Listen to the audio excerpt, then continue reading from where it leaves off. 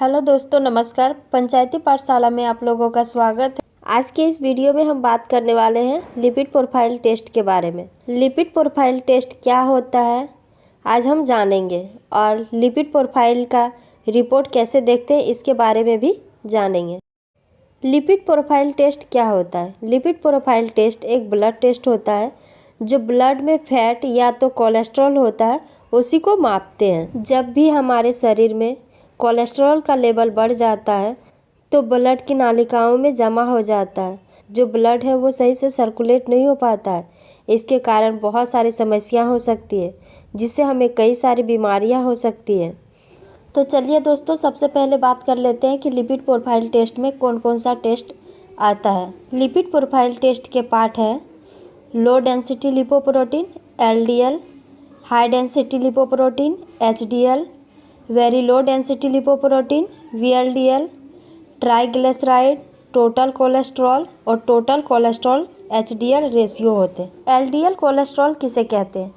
LDL cholesterol ये एक bad cholesterol होता है, क्योंकि ये लीवर से ले जा कर के फैट को ही आर्टरी में ले जा कर के जमा कर देते हैं, इसलिए इसे बैड कोलेस्ट्रॉल माना जाता है। और जो HDL कोलेस्ट्रॉल है वो गुड कोलेस्ट्रॉल होता है, क्योंकि ये फैट को लीवर तक पहुंचा देता है और लीवर इसे बाइल सॉल्ट के साथ हमारे बॉडी से बाहर निकाल देते हैं, इसलिए ये गुड कोलेस्ट्रॉल है। अब बात करेंगे ट्राइग्लिसराइड किसे कहते हैं। ट्राइग्लिसराइड भी एक तरह का फैट होता है। जब हम फास्टिंग रहते हैं तब ये हमें एनर्जी के रूप में ऊर्जा देते हैं ट्राइग्लिसराइड, इसलिए फैट का होना भी बहुत ज़रूरी है हमारे शरीर में, क्योंकि ये हमें ऊर्जा देते हैं। फैट का ज़्यादा मात्रा में होने से हमारे शरीर में नुकसान है, लेकिन थोड़ा बहुत मात्रा में होना हमारे लिए फ़ायदेमंद होते हैं। अब हम बात करने वाले हैं लिपिड प्रोफाइल टेस्ट का रिपोर्ट कैसे देखते हैं। जैसे कि एक यूनिट में देखते हैं। एक ऑप्टिमल यानी कि नॉर्मल रेंज होता है, ऑप्टिमल को नॉर्मल रेंज कहते हैं। इंटरमीडिएट और एक हाई होता है। जैसे कि टोटल कोलेस्ट्रॉल का यूनिट देखा जाए तो एक mg/dl में है, एक मोल पर लीटर में है, और दोनों का जो नॉर्मल रेंज और इंटरमीडिएट और हाई है ये अलग अलग होता है। जैसे मोल का अलग होता है और mg/dl का अलग होता है, आप देख सकते हैं। जो ऑप्टिमल है वो ग्रीन से है, यानी कि ये नॉर्मल रेंज है, और इंटरमीडिएट जो है वो मध्यम यानी कि येलो कलर से है। इतना रहने से उतना ज़्यादा खतरा नहीं होता है जो इंटरमीडिएट है। लेकिन हाई जो रेड में है, जिस भी व्यक्ति का हाई होता है उसके लिए बहुत ज़्यादा खतरा होता है। अगर लिपिड प्रोफाइल टेस्ट में अगर आपका LDL, ट्राइग्लिसराइड, टोटल कोलेस्ट्रॉल बढ़ा हुआ है, हार्ट के पेशेंट के लिए बहुत ज़्यादा खतरा साबित होता है। इसलिए हमें लिपिड प्रोफाइल टेस्ट साल में 2 बार ज़रूर करवा लेना चाहिए, और इस टेस्ट को करवाने के लिए फास्टिंग रहना पड़ता है 8 से 10 घंटा। तो कुछ खा भी नहीं सकते हैं, थोड़ा बहुत पानी ले सकते हैं, लेकिन चाय वगैरह तो नहीं पी सकते। अगर आप कुछ खा लेते हैं तो उसमें एक्यूरेट रिजल्ट नहीं आता है। तो चलिए दोस्तों, अब देख लेते हैं लिपिड प्रोफाइल टेस्ट का रिपोर्ट कैसे देखते हैं। एक पेशेंट का मेरे पास रिपोर्ट है, उस रिपोर्ट को अब हम लोग देखेंगे। जैसे कि आप देख सकते हैं टोटल कोलेस्ट्रॉल का वॉल्यूम, पेशेंट का ये वॉल्यूम है, और यूनिट इसमें mg/dl में दिया है, मोल में नहीं दिया है। और रेफरेंस इंटरवल यानी कि इसका नॉर्मल रेंज क्या होता है और बॉर्डर लाइन क्या होता है, हाई क्या है, इसके बारे में रेफरेंस इंटरवल में दिया गया है। तो टोटल कोलेस्ट्रॉल का पेशेंट का है 181 mg/dl, और नॉर्मल रेंज होता है 200 से कम, और बॉर्डर लाइन होता है 200 से 239, और हाई होता है 240। और जो सीरम ट्राइग्लिसराइड है, और मेथड भी दिया गया है, जो सीरम ट्राइग्लिसराइड है 123 mg/dl यूनिट है, और इसका नॉर्मल जो रेंज होता है सीरम ट्राइग्लिसराइड का 150 से कम होना चाहिए, या तो 150 इसका नॉर्मल रेंज होता है, और बॉर्डर लाइन होता है 150 से 199, और हाई 200 से 499, और बहुत ज़्यादा हाई मतलब वेरी हाई 500 से ज़्यादा हो जाए तो बहुत ज़्यादा हाई माना जाता है। और अगर ट्राइग्लिसराइड ज़्यादा हाई में आए तो हार्ट अटैक का ज़्यादा चांस रहता है, इसलिए ट्राइग्लिसराइड को ज़्यादा मात्रा में नहीं बढ़ने देना चाहिए।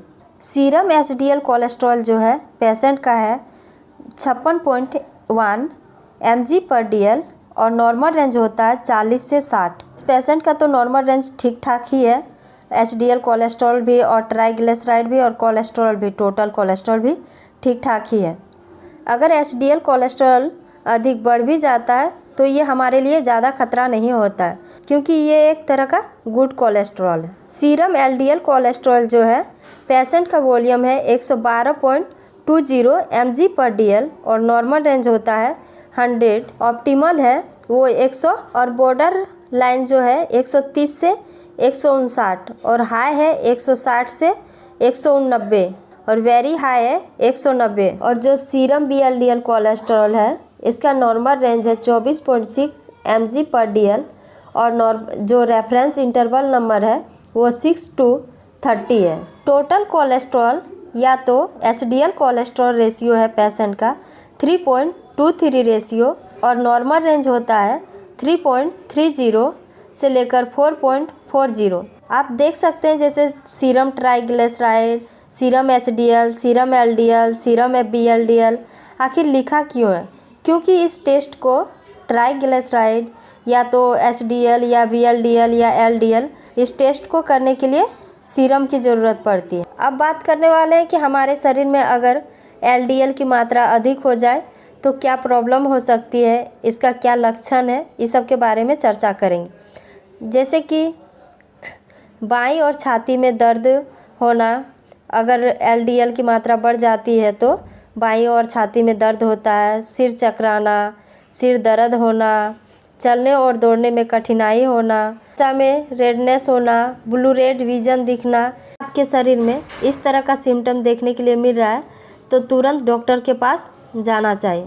किस कारण हमारे शरीर में एलडीएल बढ़ता है? जैसे अनहेल्दी डाइट लेने से, व्यायाम का अभाव होने से, शरीर निष्क्रियता होने से, मोटापा या भारी वजन होने से, तनाव रहने से, अत्यधिक मात्रा में शराब पीने से, ये सब कारण से होता है। आप अपने एलडीएल कोलेस्ट्रॉल को कैसे कम कर सकते हैं? 30 मिनट तक डेली व्यायाम करें, फल खाएं, फाइबर डाइट लें, कम नमक का सेवन करें, ये सबसे अधिक पानी का सेवन करें और वज़न मेंटेनेंस करें। इन सब से एलडीएल कोलेस्ट्रॉल कम होता है और शरीर भी स्वस्थ रहता है। कौन कौन सा भोजन नहीं करना चाहिए, अब इसके बारे में चर्चा करेंगे। कौन से आहार से बचें?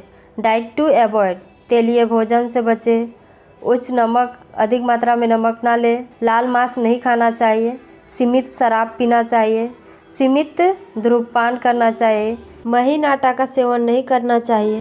इन सभी चीज़ों को आपको अवॉइड करना पड़ेगा, तभी आपका शरीर स्वस्थ रहेगा। आज के लिए इतना ही। अगर आप लोगों को मेरी वीडियो अच्छी लग रही है तो प्लीज़ लाइक, सब्सक्राइब और शेयर ज़रूर करना, ताकि मैं इस तरह का आप लोगों के लिए वीडियो लाती रहूँगी। Thank you so much.